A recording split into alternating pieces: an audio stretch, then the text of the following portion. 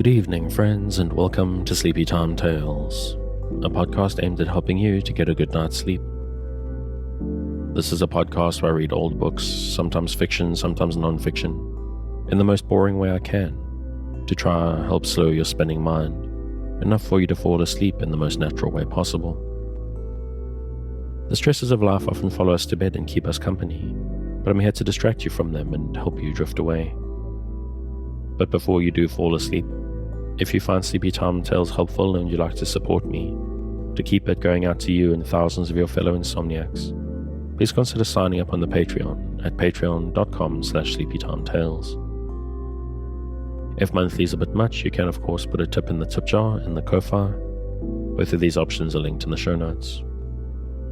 Or if you don't want to do it financially, you can support Sleepy Time Tales by just spreading the word. If you know someone struggling to get a good night's sleep, just tell them where to find it. And that's enough of that. Let's finish off The Blazing World by Margaret Cavendish, and there'll be a little surprise popped away at the end. So snuggle down, close your eyes, breathe deeply, and listen closely as I lead you down the path to sleep.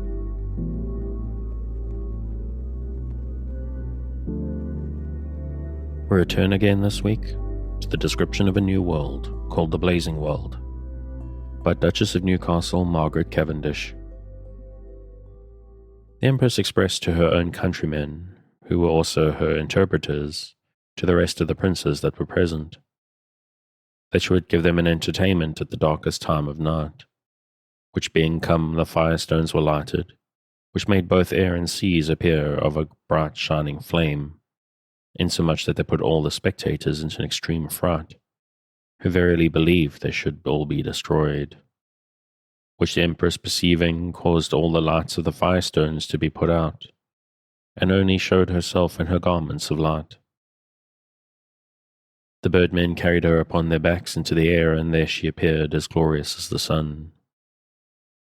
Then she was set down upon the seas again, and presently there was heard the most melodious and sweetest consort of voices, as ever there was heard out of the seas, which was made by the fishmen. This consort was answered by another, made by the birdmen in the air, so that it seemed as if sea and air had spoke, and answered each other by way of singing dialogues, or after the manner of those plays that are acted by singing voices.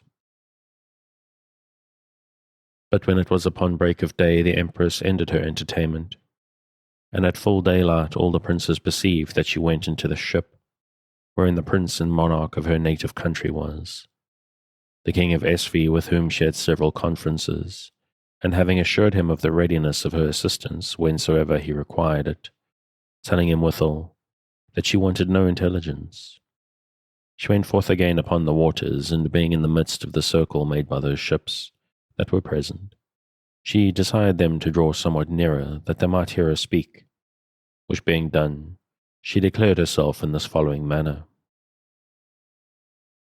Great, heroic, and famous monarchs, I come hither to assist the king of Esfi against his enemies, he being unjustly assaulted by many several nations, which would fain take away his hereditary rights and prerogative of the narrow seas, at which injustice heaven was most displeased, and for the injuries he received from his enemies, rewarded him with an absolute power, so that now he has become the head monarch of all this world.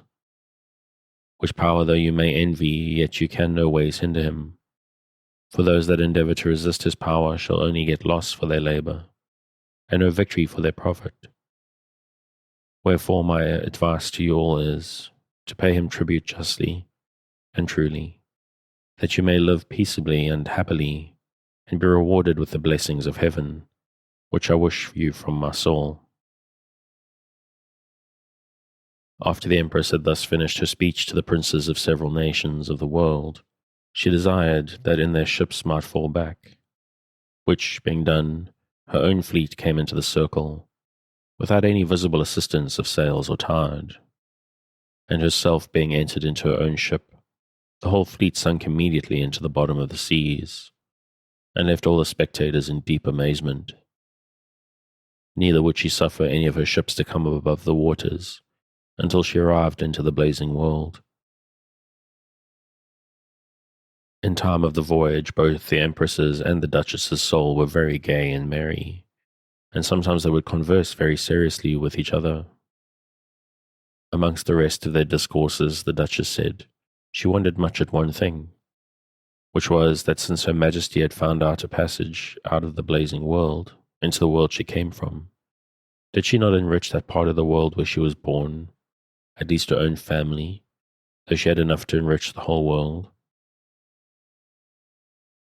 The Empress's soul answered that she loved her native country and her own family, as well as any creature could do, and this was the reason why she would not enrich them.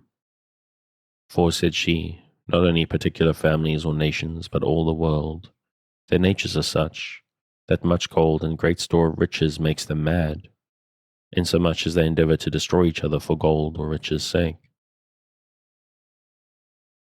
The reason thereof is, said the Duchess, that they have too little gold and riches, which makes them so eager to have it.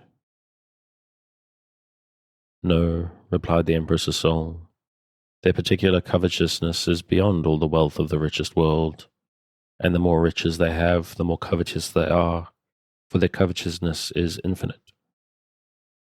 But, said she, I would there could a passage be found out of the blazing world into the world whence you came, and I would willingly give you as much riches as you desired. The Duchess's soul gave Her Majesty humble thanks for her great favour, and told her that she was not covetous, nor desired any more wealth than what her lord and husband had before the civil wars. Neither, said she, should I desire it for my own, but my lord's posterity's sake. Well, said the Empress, I'll command my fishmen to use all their skill and industry to find out a passage into that world which your lord and husband is in. I do verily believe, answered the Duchess, that there will be no passage found into that world. But if there were any, I should not petition your Majesty for gold and jewels, but only for the elixir that grows in the midst of the golden sands, for to preserve life and health. But without a passage, it is impossible to carry away any of it. For whatsoever is material cannot travel like immaterial beings, such as souls and spirits are. Neither do souls require any such thing that might revive them, or prolong their lives. By reason they are unalterable. For were souls like bodies, then my soul might have had the benefit of that natural elixir that grows in your blazing world. I wish earnestly, said the Empress, that a passage might be found, and then both your lord and yourself should neither want wealth nor long life. Nay, I love you so well that I would make you as great and powerful a monarchess as I am of the blazing world. The Duchess's soul humbly thanked Her Majesty and told her that she acknowledged and esteemed her love beyond all things that are in nature. After this discourse they had many other conferences, which for brevity's sake I'll forbear to rehearse.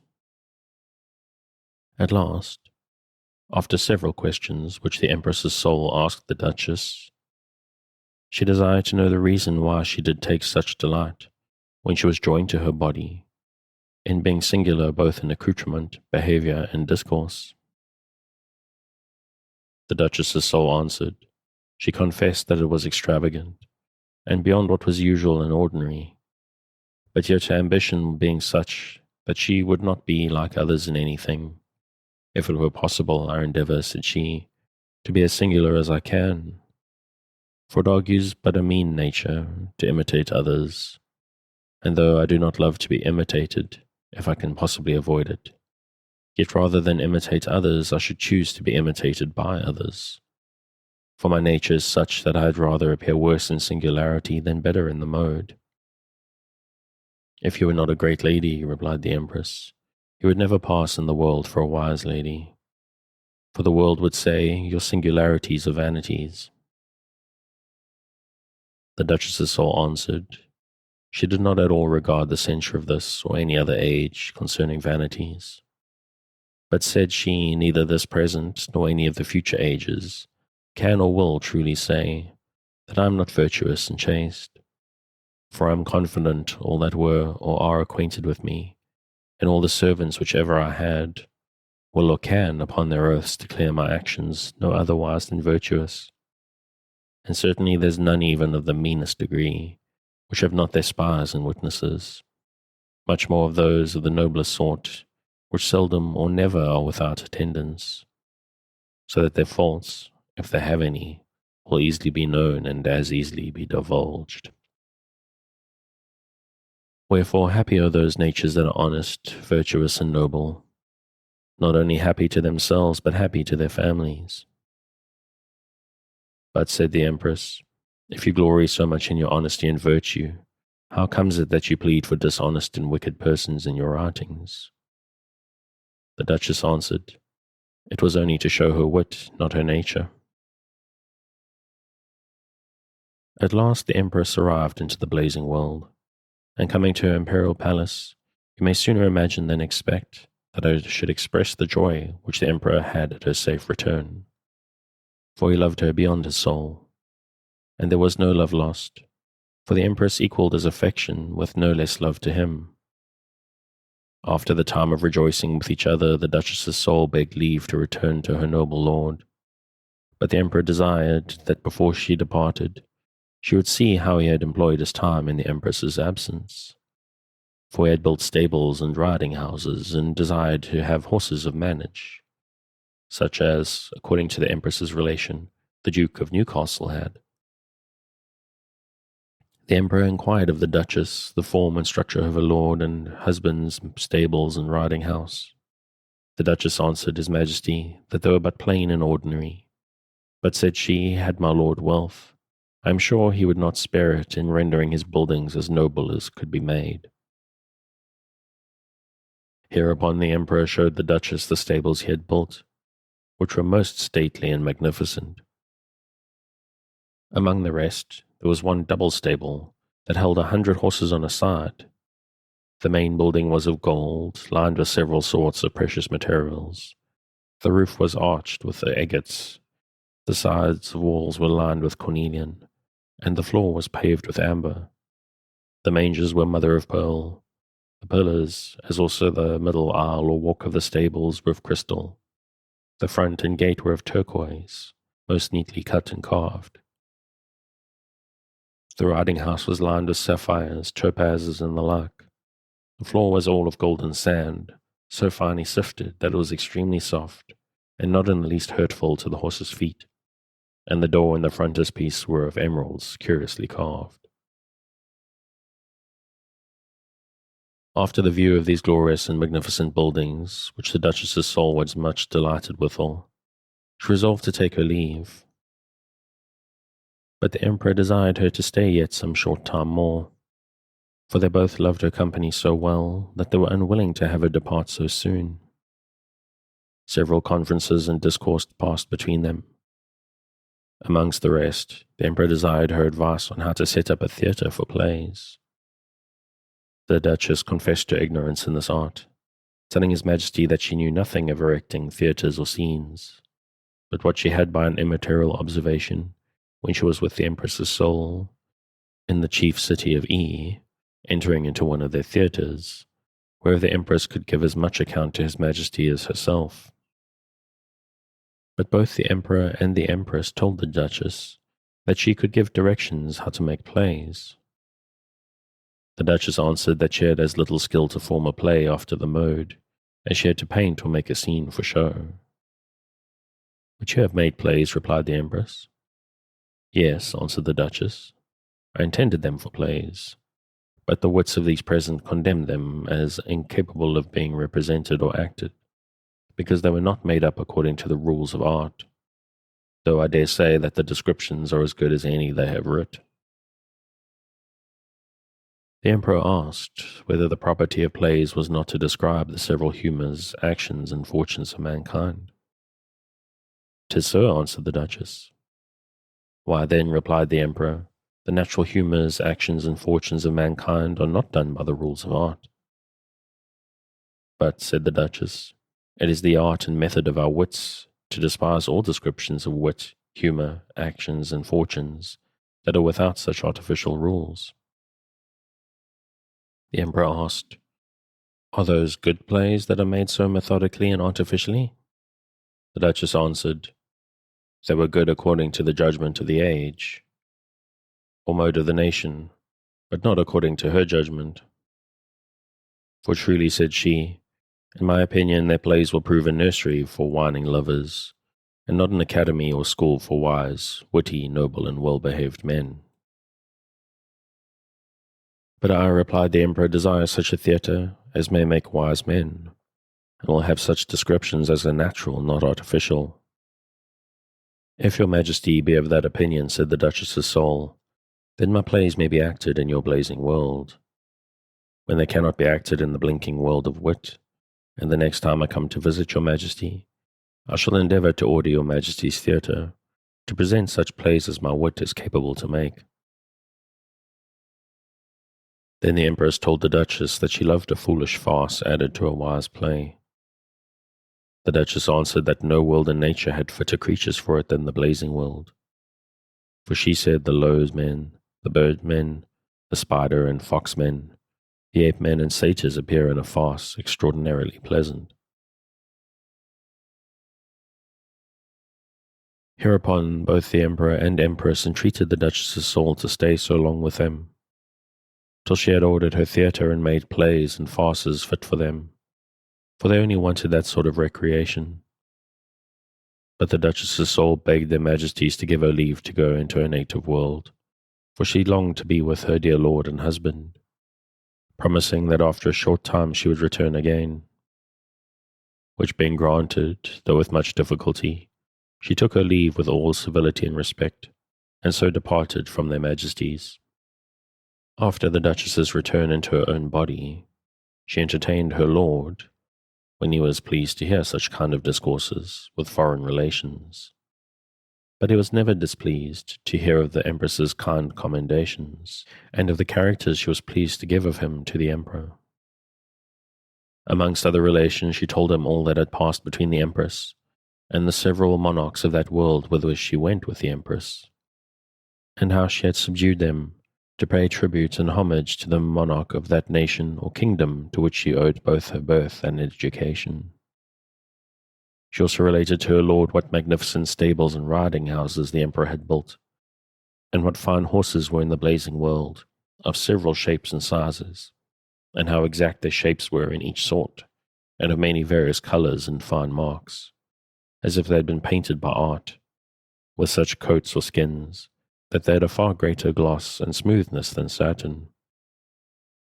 Were there but a passage out of the blazing world into this, said she, you should not only have some of these horses, but such materials as the Emperor has, to build your stables and riding houses withal, and so much gold that I should never repine at your noble and generous gifts. The Duke smilingly answered her that he was sorry there was no passage between the two worlds. But, said he, I have always found an obstruction to my good fortunes. One time the Duchess chanced to discourse with some of her acquaintance of the Empress of the blazing world, who asked in what pastimes and recreations her Majesty did most delight in. The Duchess answered that she spent most of her time in the study of natural causes and effects, which was her chief delight and pastime, and that she loved to discourse sometimes with the most learned persons of that world, and to please the Emperor and his nobles, who were all of the royal race. She went often abroad to take the air, but seldom in the daytime, always at night, as if it might be called night. For, said she, the nights there are as light as days, by reason of the numerous blazing stars, which are very splendorous. Only their light is whiter than the sun's light, and as the sun's light is hot, so their light is cool, not so cool as our twinkling starlight, nor is their sunlight so hot as ours, but more rate. And that part of the blazing world where the Empress resides is always clear and never subject to any storms, tempests, fogs, or mists, but as only refreshing dews that nourish the earth. The air of it is sweet and temperate, and as I said before, as much light in the sun's absence as in its presence, which makes the time we call night more pleasant than the day. And sometimes the Empress goes abroad by water in barges, sometimes by land in chariots, and sometimes on horseback. Her royal chariots are very glorious. The body is one entire green diamond, The 4 small pillars that bear the top cover are 4 white diamonds, cut in the form thereof. The top or roof of the chariot is 1 entire blue diamond, and the 4 corners of great springs of rubies. The seat is made of cloth of gold, stuffed with ambergris, beaten small. The chariot is drawn by 12 unicorns, whose trappings are all chains of pearl. And as for her barges, they are only of gold. Her guard of state, for she needs none for security, there being no rebels or enemies, consists of giants, but they seldom wait on their majesties abroad, because their extraordinary height and bigness does hinder their prospect. Her entertainment when she is upon the water is the music of the fish and bird men, and by land are horse and foot matches, for the Empress takes much delight in making race matches with the Emperor and the nobility. Some races are between the fox and ape men, which sometimes the satyrs strive to outrun, and some are between the spider men and lice men. And there are several flight matches between the several sorts of bird men, and the several sorts of flymen, and swimming matches between the several sorts of fishmen. The Emperor, Empress, and their nobles also take great delight to have collations, for in the blazing world there are most delicious fruits of all sorts, and some such as in this world were never seen or tasted, for there are most tempting sorts of fruit. After their collations are ended, they dance, and if they be upon the water, they dance upon the water, there lying so many fishmen so close and thick together, as they can dance very evenly and easily upon their backs, and need not fear drowning. Their music, both vocal and instrumental, is, according to their several places, upon the water. It is of water instruments, as shells filled with water, and so moved by art. It is a very sweet and delightful harmony, and those dances which they dance upon the water are for the most part such as we in this world call swimming dances, where they do not lift up their feet high. In lawns or upon plains they have wind instruments, but much better than those in our world, and when they dance in the woods they have horn instruments, which although they are of a sort of wind instruments, yet they are of another fashion than the former. In their houses they have such instruments as are somewhat like our viols, violins, theorbos, lutes, citharins, guitars, harpsichords, and the like, but yet so far beyond them that the difference cannot well be expressed, and as their manner of dancing and their music is different, so is their manner or way of dancing. In these and the like recreations the Emperor, Empress, and the nobility pass their time. The Epilogue to the Reader. By this poetical description you may perceive that my ambition is not only to be Empress, but authoress of a whole world, and that the worlds I have made, both the blazing and the other philosophical world, mentioned in the first part of this description, are framed and composed of the most pure, that is, the rational parts of matter, which are the parts of my mind, which creation was more easily and suddenly effected than the conquests of the 2 famous monarchs of the world, Alexander and Caesar. Neither I have made such disturbances and caused so many dissolutions of particulars, otherwise named deaths, as they did. For I have destroyed but some few men in a little boat, which died through the extremity of cold, and that by the hand of justice which was necessitated to punish their crime, in stealing away a young and beauteous lady. And in the formation of those worlds I take more delight and glory than ever Alexander or Caesar did in conquering this terrestrial world.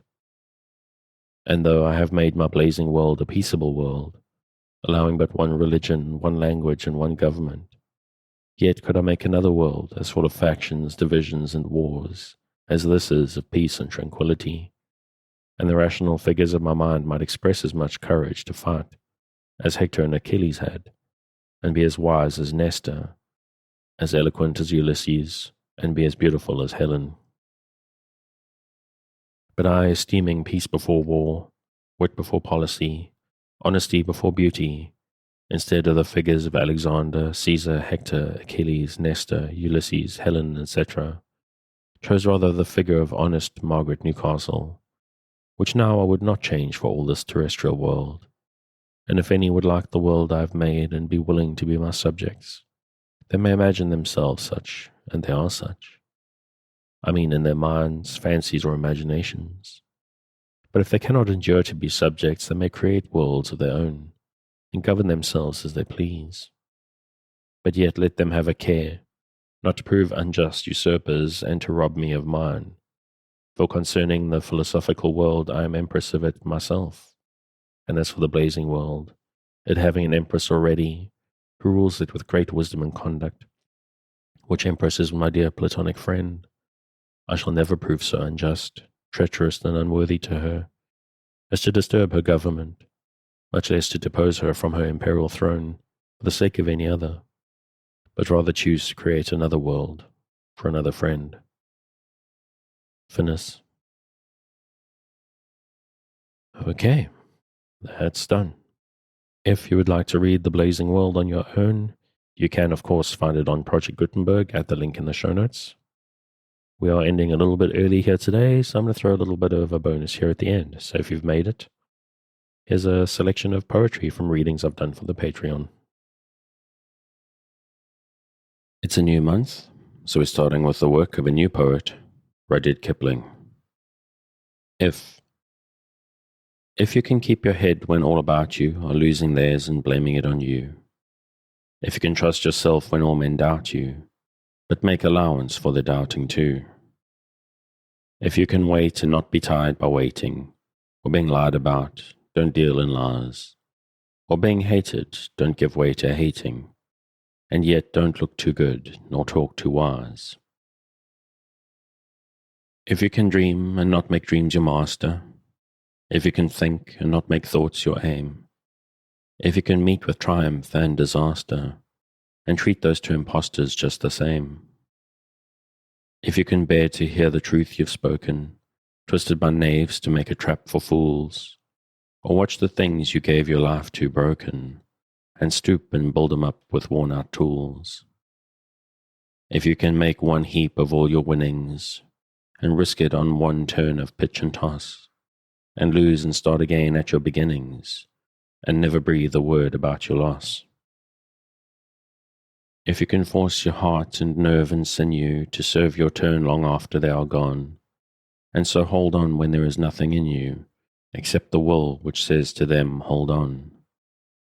If you can talk with crowds and keep your virtue, or walk with kings, nor lose the common touch, if neither foes nor loving friends can hurt you, if all men count with you but none too much, if you can fill the unforgiving minute with 60 seconds worth of distance run, yours is the earth and everything that's in it, and which is more, you'll be a man, my son.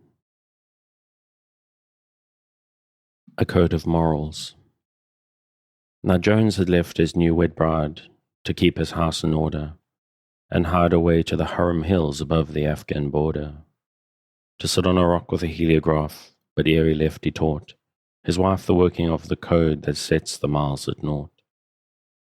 And love had made him very sage, as nature made her fair, so Cupid and Apollo linked per heliograph the pair. At dawn across the Hurum Hills he flashed her counsel wise, at e'en the sunset bore her husband's homilies. He warned her against seductive youths in scarlet clad and gold, as much as against the blandishments paternal of the old, but kept his gravest warnings, or hereby the ditty hangs, that snowy-haired Lothario Lieutenant General Bangs. 'Twas General Bangs, with aid and staff, who titupped on the way, when they beheld a heliograph tempestuously at play. They thought of border risings, and of stations sacked and burnt, so stopped to take the message down, and this is what they learnt. Dash dot dot dot dot dash dot twice, the general swore. Was ever a general officer addressed as dear before? My love, our faith, my duck, Gadzooks, my darling, Popsy Wop, spirit of the great Lord Wolsey, who is on that mountain top. The artless aide-de-camp was mute, the gilded staff was still, as dumb with pent-up mirth they booked that message from the hill. For clear as summer lightning flare, the husband's warning ran, don't dance or ride with General Bangs, a most immoral man. At dawn across the Hunnam Hills he flashed her counsel wise, But howsoever love be blind, the world at large hath eyes. With damnatory dot and dash he heliographed his wife, some interesting details of the general's private life. The artless aide-de-camp was mute, the shining staff was still, and red and ever redder grew the general's shaven gill. And this is what he said at last, his feelings matter not. I think we've tapped a private line, hi, three's about there, trot.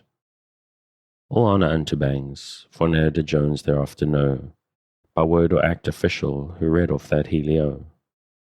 But the tale is on the frontier, and from Memchi to Multan, they know the worthy general as that most immoral man.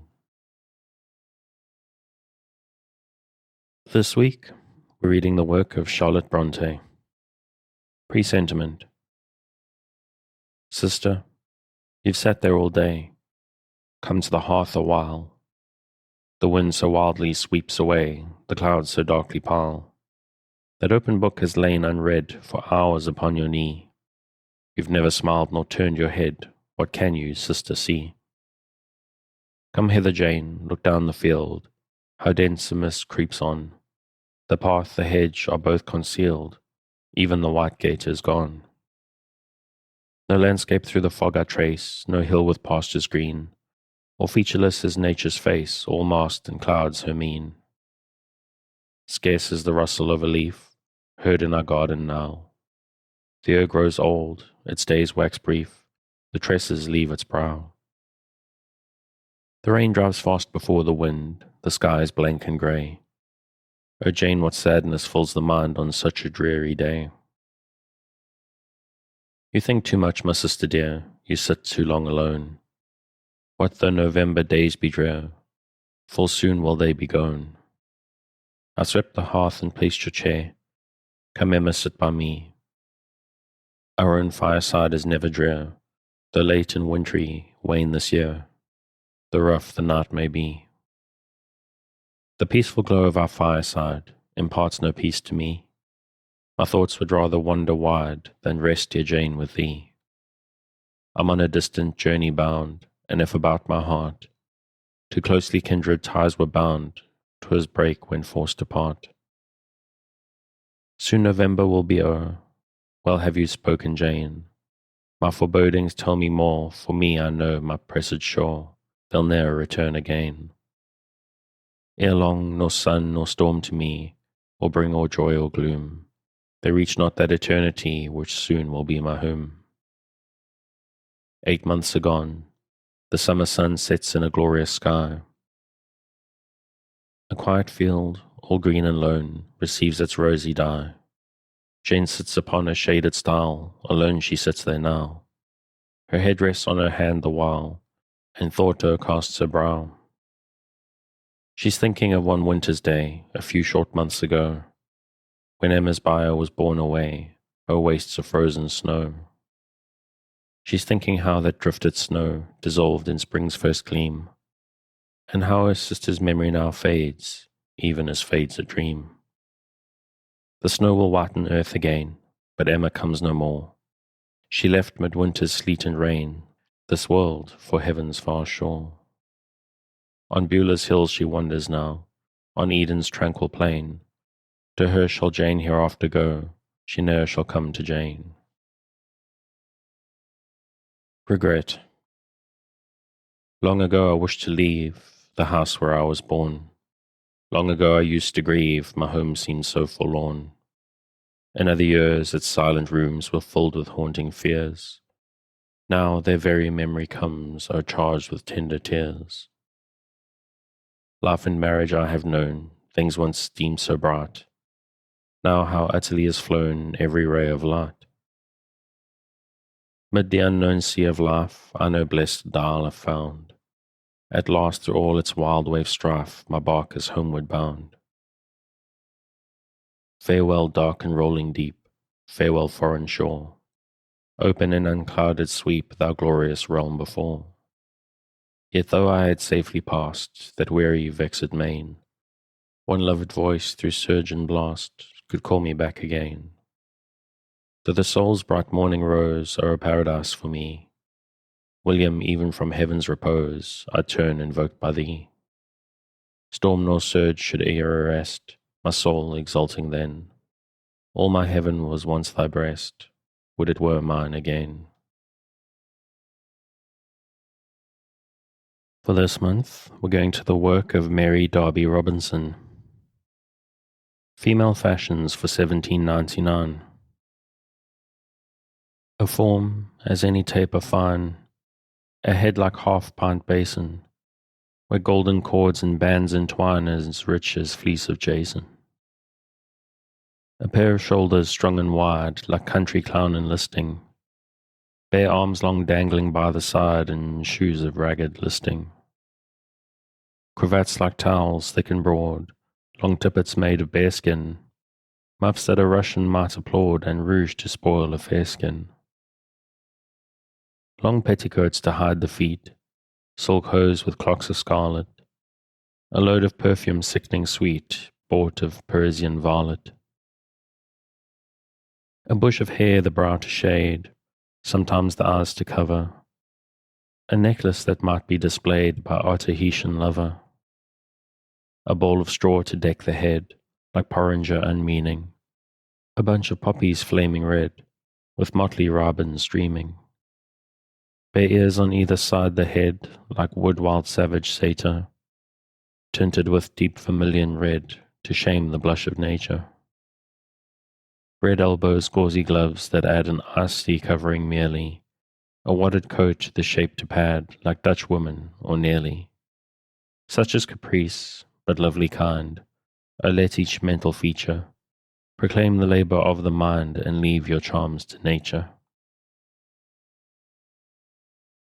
Echo to him who complains. Oh fly thee from the shades of night, where the loud tempests yelling rise, where horror wings her sullen flight beneath the bleak and lurid skies. As the pale lightning swiftly gleams o'er the scorched wood, thy well-known form more radiant than an angel seems, contending with the ruthless storm. I see the scowling witch Despair drink the big tear that scalds thy cheek, while through the dark and turbid air the screams of Harvard envy break. From the cold mountains flinty steep, I hear the dashing waters roar. Ah, turn thee, cease to weep, thou hast no reason to deplore. See fell despair expiring fall, see envy from thy glances start, no more shall howling blasts appall, or withering grief corrode thy heart. See friendship from her azure eye, drops the fond balm for every pain. She comes the offspring of the sky, to raise the troubles of the brain. January 1795. Pavement slippery, people sneezing, lords in ermine, beggars freezing, titled gluttons, dainties carving, genius in a garret starving. Lofty mansions warm and spacious, courtiers clinging and voracious, masters scarce the wretched heeding, gallant soldiers fighting, bleeding. Wives who laugh at passive spouses, theatres and meeting houses, balls where simpering misses languish, hospitals and groans of anguish. Arts and sciences bewailing, commerce drooping, credit failing. Placemen mock, subjects loyal, separations, weddings royal. Authors who can't earn a dinner, many a subtle rogue a winner. Fugitives for shelter seeking, misers hoarding, tradesmen breaking. Taste and talents quite deserted, all the laws of truth perverted. Arrogance our merit soaring, merit silently deploring. Ladies gambling night and morning, fools the works of genius scorning. Ancient dames for girls mistaken, youthful damsels quite forsaken. Some in luxury delighting, more in talking than in fighting. Lovers old and beaux decrepit, lordlings empty and insipid. Poets, painters and musicians, lawyers, doctors, politicians. Pamphlets, newspapers and odes, seeking fame by different roads. Gallant souls with empty purses, generals only fit for nurses. Schoolboys smit with martial spirit, taking place of veteran merit. Honest men who can't get places, knaves who show unblushed faces. Ruin hastened, peace retarded, Candace burned, and art rewarded.